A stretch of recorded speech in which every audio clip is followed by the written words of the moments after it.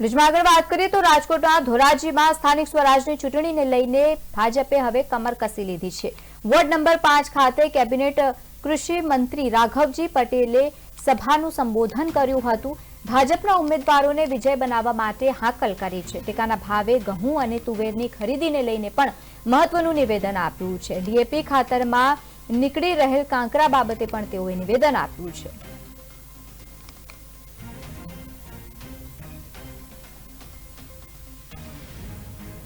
सरकार जरूर पड़े त्यारे तरत ज्यारे बजारना भाव टेकाना भाव करता नीचा जाए अने खेडूतोने आर्थिक नुकसान सहन करवू न पड़े एटला माटे तुरत ज घऊना के बीजी कोईपण वस्तुओना टेकाना भावे खरीदीनुं काम शरू करी दीए छे।